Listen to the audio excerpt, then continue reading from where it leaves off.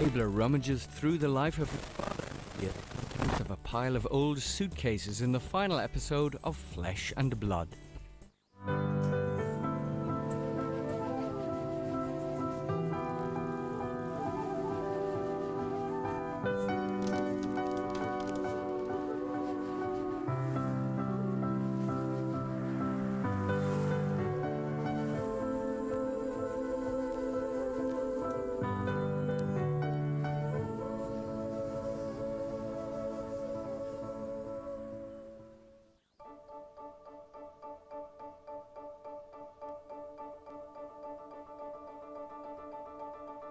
Ewan Gebler is playing in the garden of his home in County Fermanagh.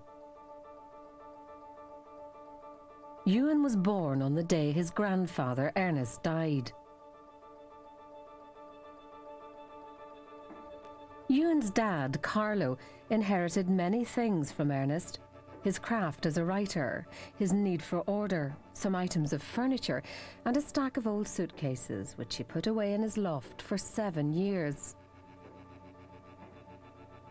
Above his head all that time were answers to pressing questions which would unlock the many mysteries of his father. Number one, my father was obsessed with hoarding materials, photographs, documents. Yeah. I mean, in these trunks and in other trunks is documentary material from his entire life. I mean, for instance, if we go over to this one. Okay. I was just looking through this. This is his autobiographical trunk. His autobiographical trunk? Yeah, this is the autobiographical trunk. God, I thought he'd and, read one book. I mean, first of all, and he can't stop annotating. And it's got his name, and it's got 3 Cabra Grove, and it's got a little note. First case ever bought, second hand, 5 shillings. So that's interesting. All of these things came into my possession, and I brought them, and they ended up in my house, and I put them in my loft, and I didn't look at them. And I didn't look at them because I knew that there were all sorts of horrible things in them. As I was clearing his house in Dorking, I would catch little glimpses. Of what? What did you think was going to... Nasty messages. Be horrible. Nasty messages, nasty things about either my mother or my brother or myself or all of us. Why did you bring it home then? Do you know what I mean? If you know that there's a whole pile of stuff in there that's going to be horrible, why bring it home? Because I also knew that what was in here was the history of my entire life. All the things that I never had any conversations with my father about, the answers are here. What do you think about that, though? He thinks it's worthwhile to keep everything, but never actually to engage in any kind of oral history.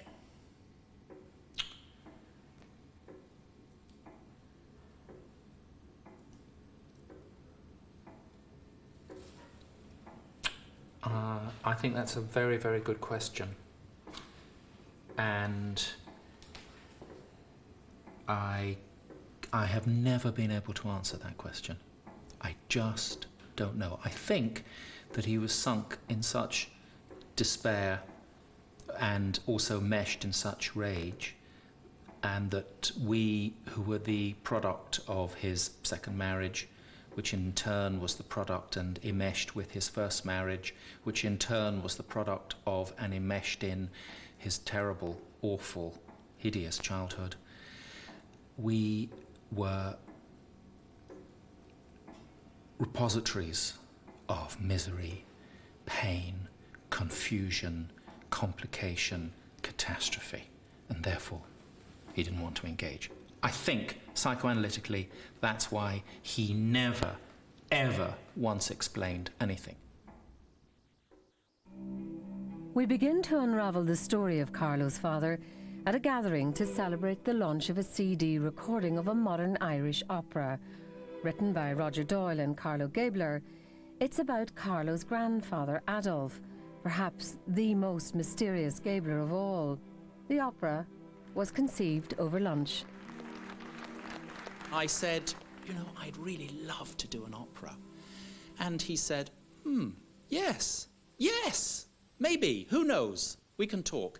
And then we talked about all sorts of things. We talked about Cuchulainn and river dance and the possibility of making money.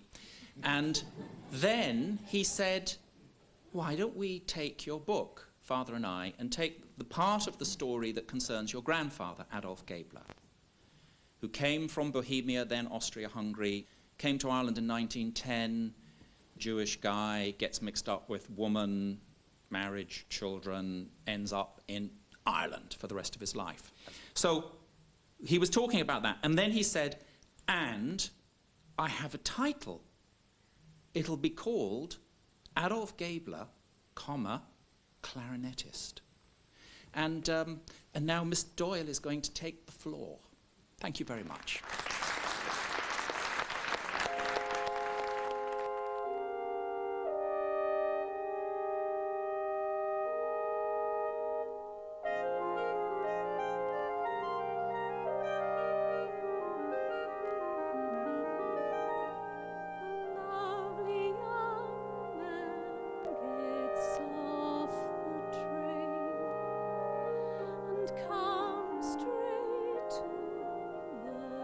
Adolf was a prodigy on the clarinet.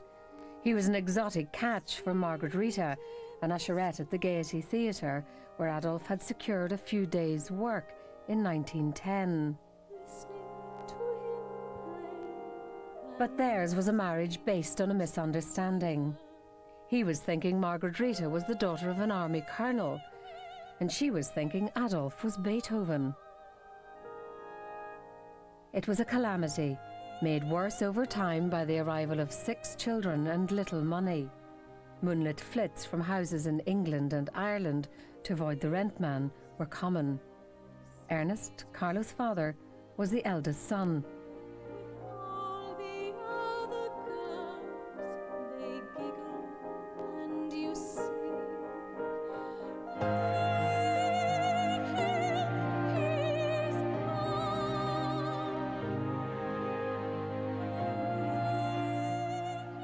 Finally, Adolf secured a permanent position in an orchestra in Dublin.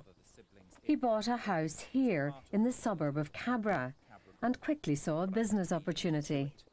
It was purchased by Adolf Yes.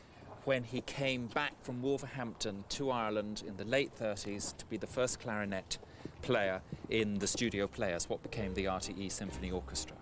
Right. And he Yes. thought it would be a brilliant idea to buy a house. The musicians would turn up to play with the RTE Studio Players. Okay. Then they'd need somewhere to sleep. He'd bring them back to 3 Cabra Grove. He'd take their money off them.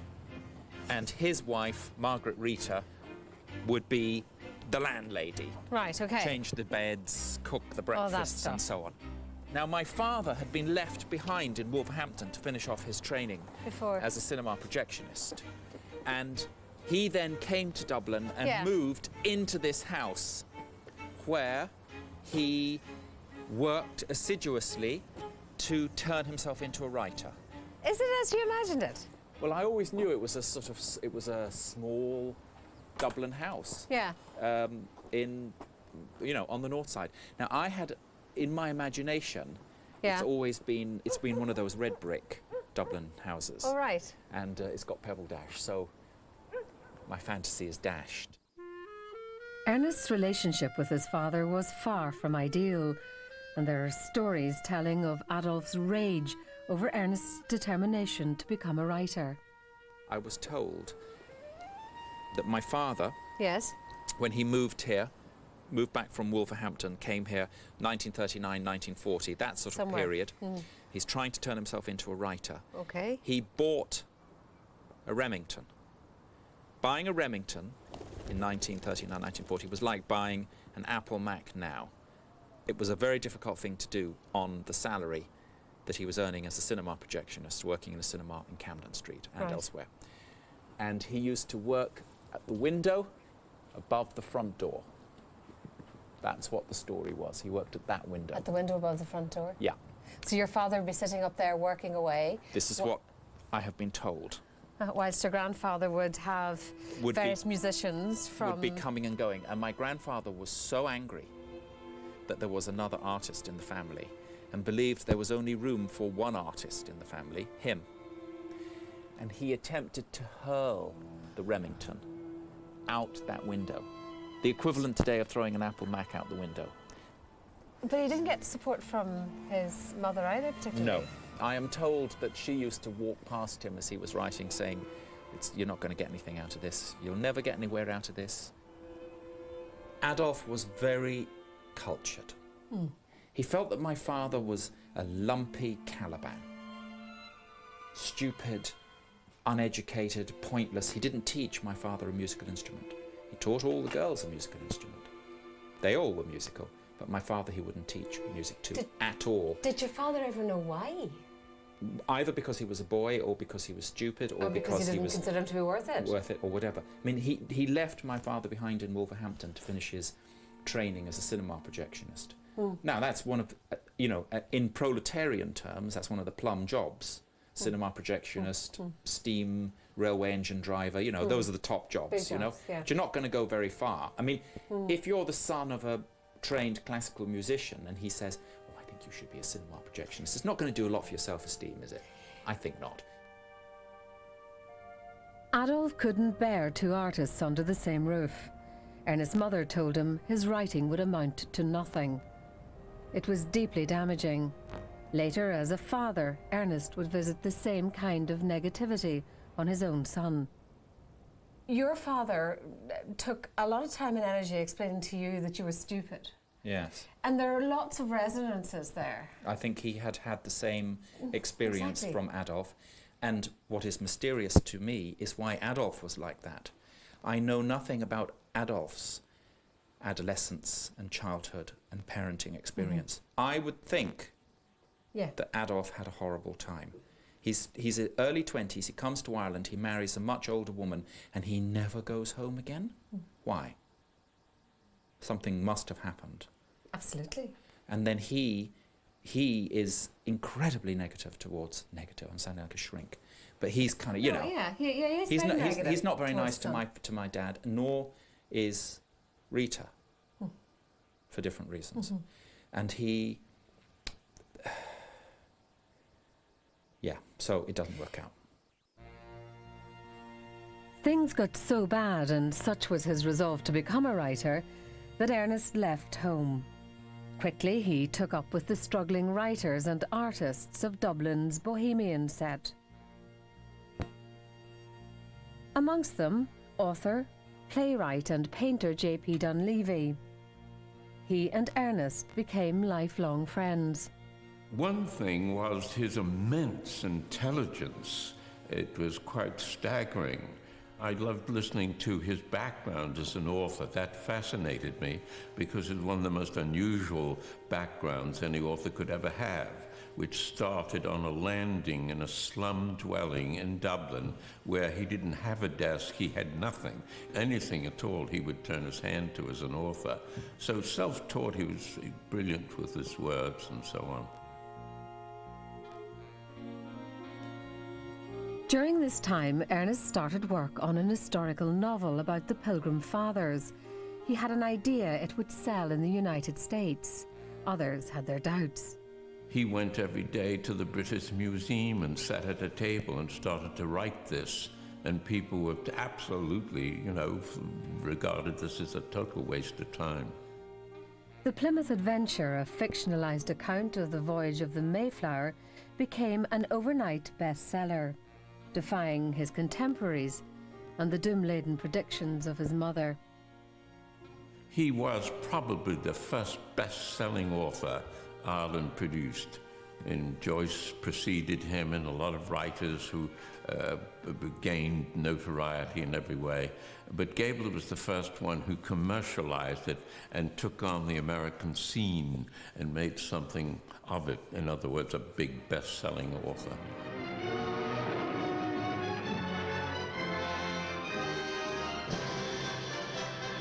Published in 1947, The Plymouth Adventure sold 4 million copies and was made into a feature film starring Spencer Tracy.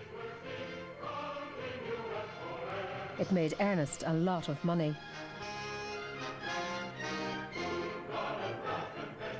I was born in Hatch Street in Dublin in 1954, brought here to this house, Lake Park. My father had bought with the very considerable amount of money he'd made from the Plymouth Adventure, the Voyage of the Mayflower. Most of the money had come from it being made into a film with Spencer Tracy. Yeah. Film still shown every Thanksgiving in America. And this house was incredibly important to my dad because, although he was a left-wing man, probably member of the Irish Communist Party or not, nobody seems to know, having made his huge amount of money, he did what people in Ireland, even those with left-wing principles, will do, which is buy himself a stately pile, join the ascendancy.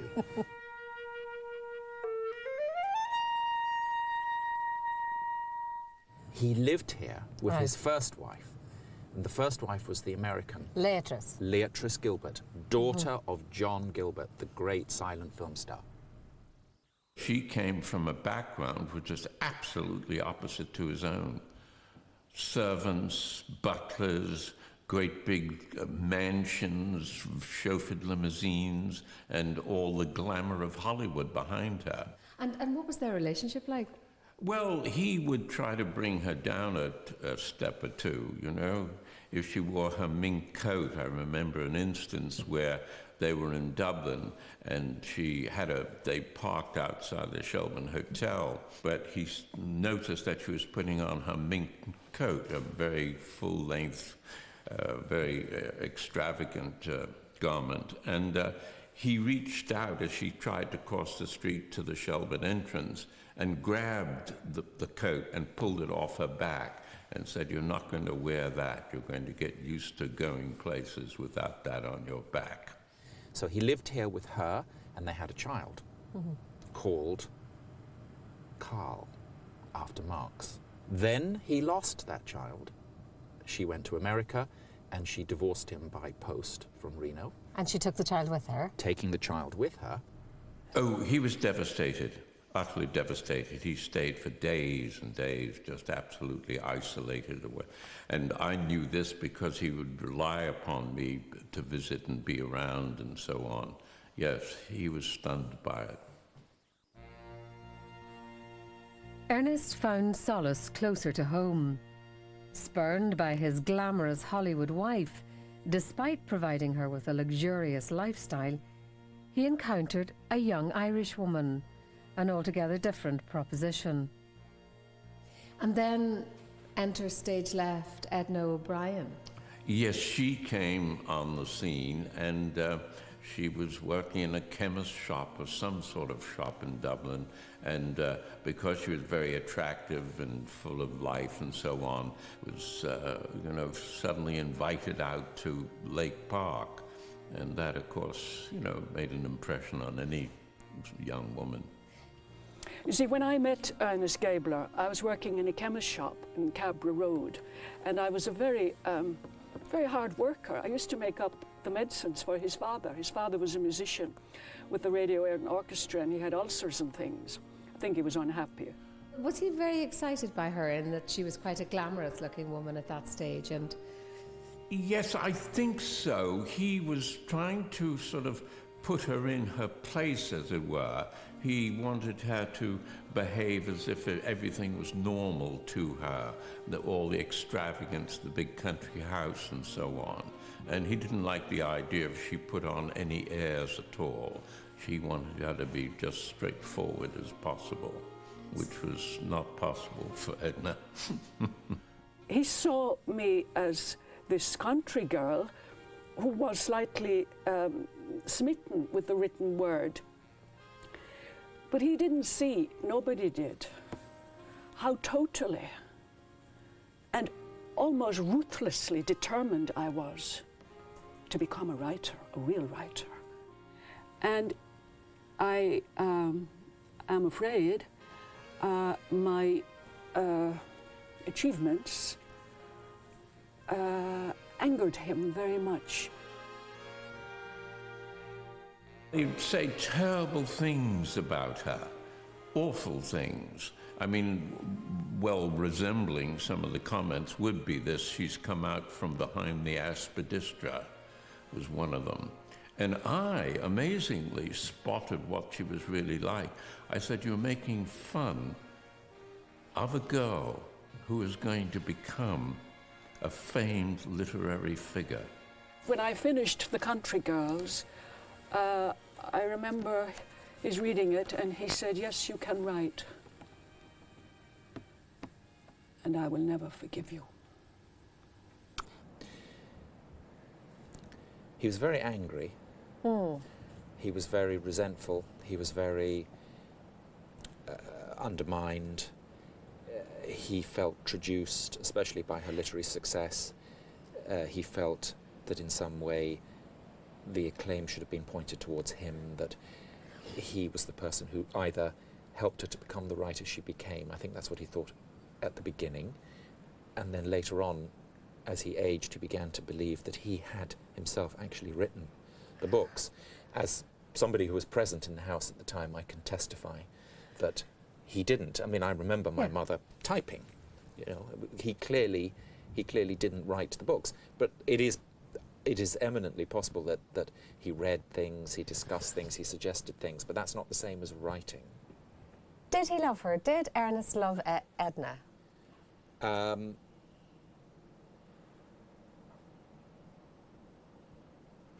Yes.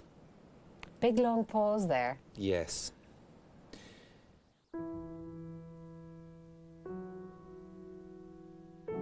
Ernest and Edna had 2 children, Carlo and his brother Sasha. They left Lake Park, spending time in Dublin, before decamping to London.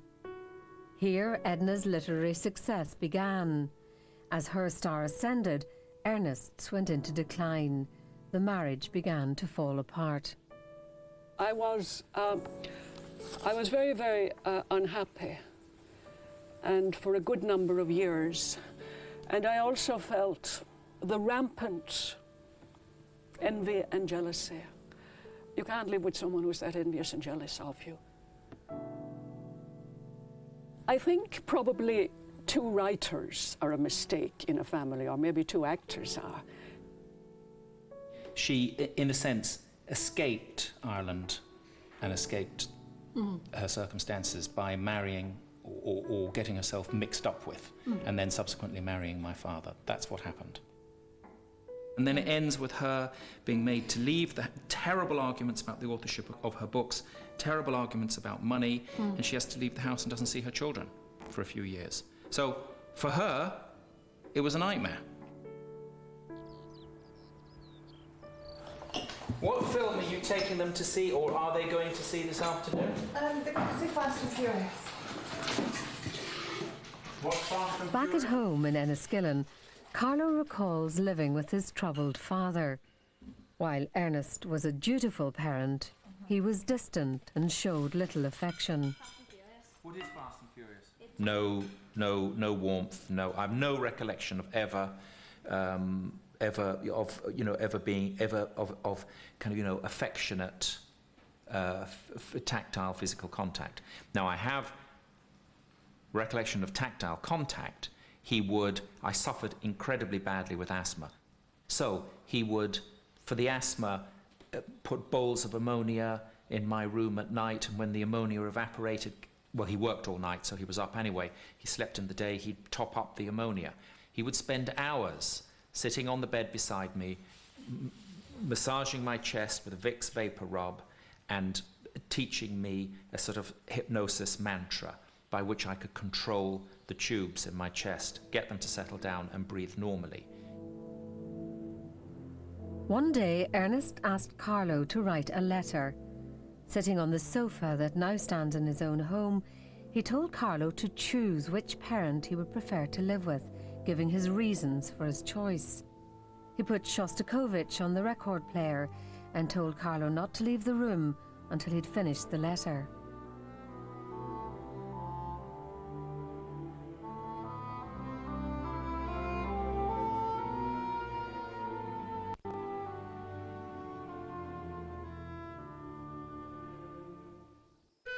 Yet despite choosing his mother in Putney, Carlo still craved a sign, any sign, that his father cared about him.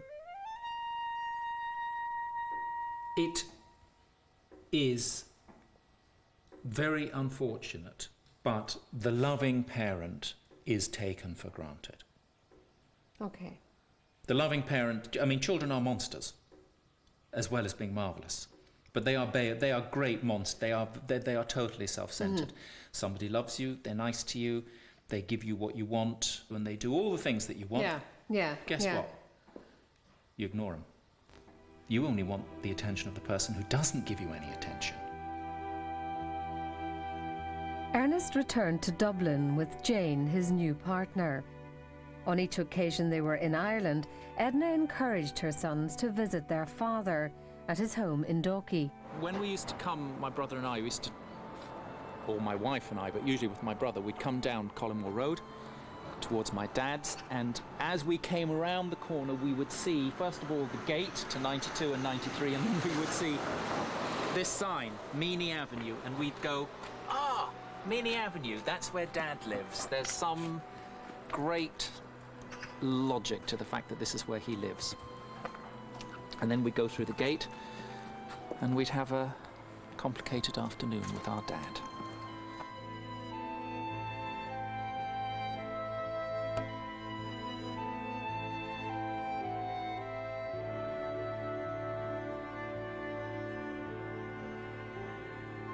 In Dublin, Ernest and Jane were becoming increasingly isolated. One young writer who was allowed enter their world was Alana Hopkins, who Ernest tutored. So you turn up, having written your book, Yes. and you go up the steps. Yes. And was your book sitting on the table Yes. with the photograph of you on the back? That's right. Up. It may have been the photograph up. I just remember being so flattered that the book was there. When I used to visit at that time, I would arrive, I would drive up the drive, he'd be in his gardening trousers, his braces, we'd go in, your book would be on the table, photograph up. And what about your book? You had No. a novel out. No, Yeah. not my No. book. And he'd point at it and he'd say, "This is a proper writer."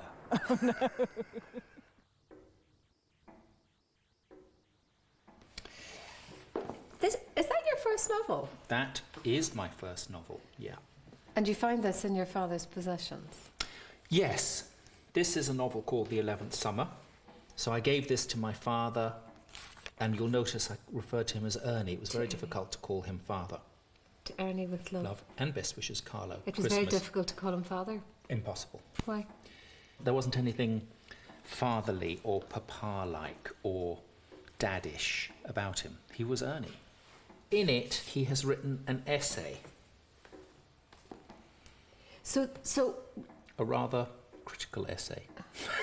what did it? Tell me what it says. Her mother, that is my mother's mother, my Right. grandmother, married a mentally retarded youth against the outcries of the village for land and position.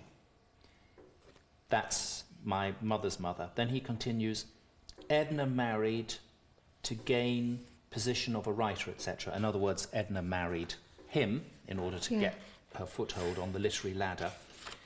And then he continues, and like her mother, had no capacity even for friendship.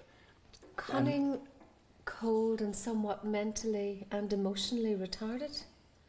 And then it ends by saying he feels sorry for me because I just have no ability to use language in a correct or proper way. Essentially, what he is saying in this is that he was the, straight tree. He got himself mixed up with the crooked tree, my mother, and he produced the fruit of that union was a crooked issue, me, and the proof that I was a crooked issue is this terrible book. That's what this essay actually says, that he's written in the front of this book.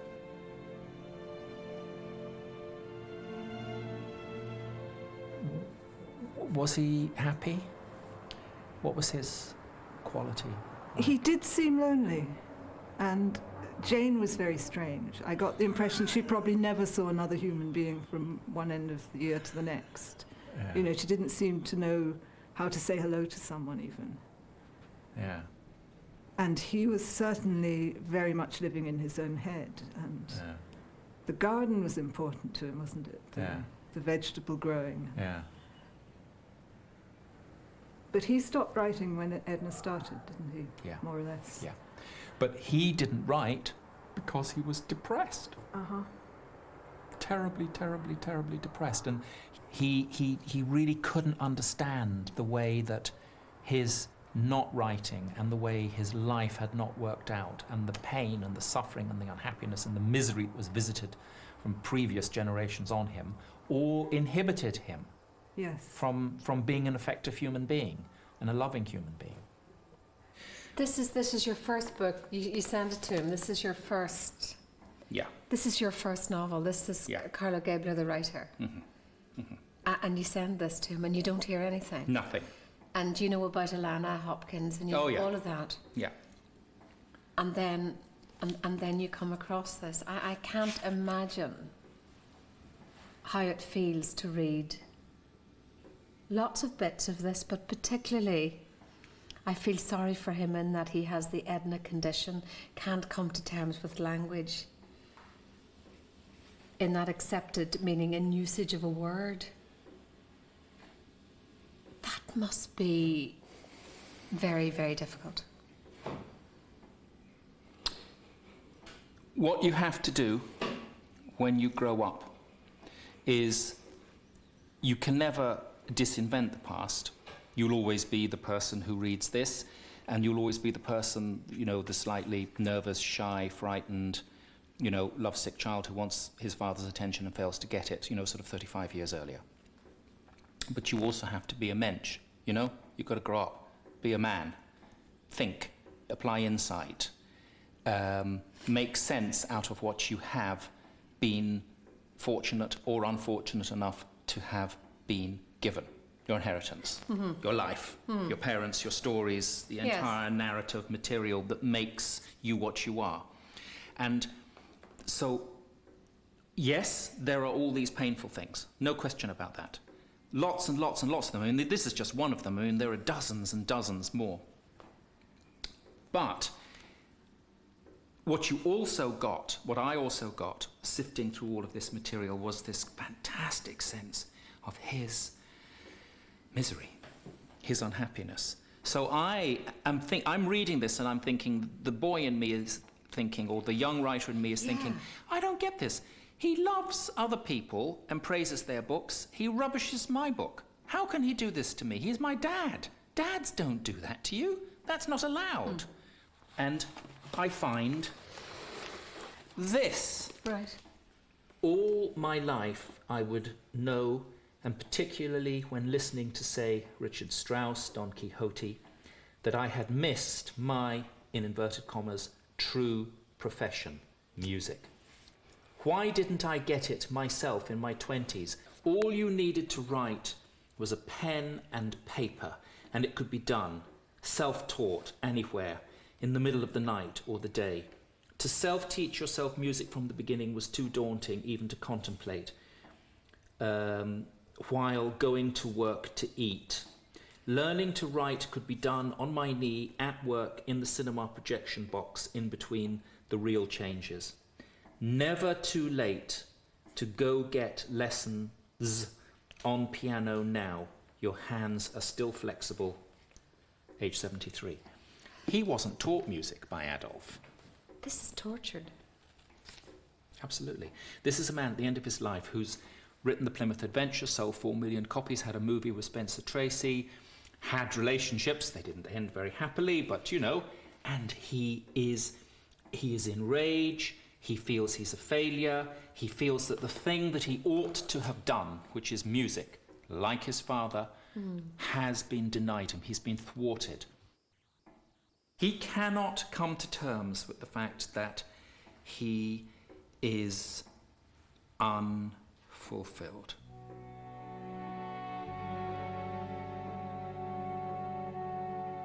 Everything one does as an adult is an enactment and a complicated reflection of your relationship with your parents. So you accept that fully? Absolutely. You want your parents' approval from the moment you are born to the moment you die.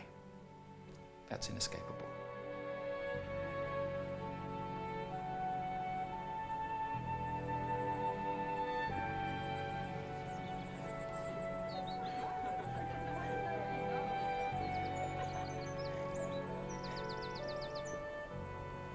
Do you have any idea with this film what you're aiming for, what the end is? Do you mean what are the end shots, or what is Yeah. the end? Yeah. Yeah, well, I mean, it is something that we will discuss and have discussed, but maybe it may end with you simply continuing your craft in your study writing. I always think with an end, what you have to have is you have to have something that, rather than going like this, is going like this. Yes. It's got to have energy. Yes. You know, all Chekhov's stories end with the characters about to do something. As a solution, we have something which is in my shed. Okay. No, you stay there. It's very small. Okay. I can easily get it to you.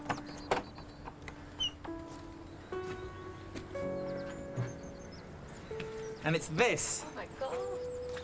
What does that look like to you? That's an urn. That is right. That is an urn. It is, but it's not just any urn.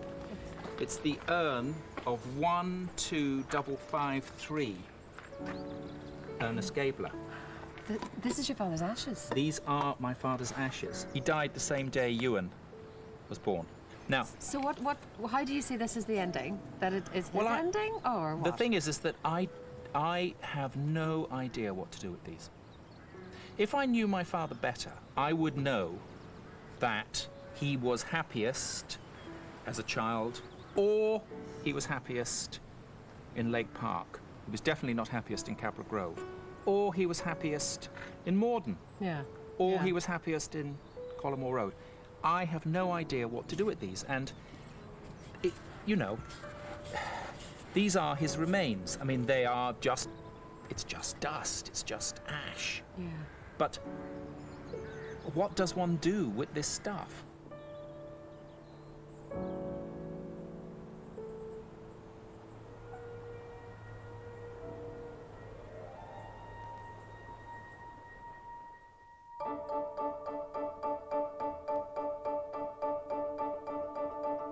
If you missed anything on tonight's programme or want to view it again, you can watch it on RTE Player, RTE's online TV catch-up service, which is available on www.rte.ie/player.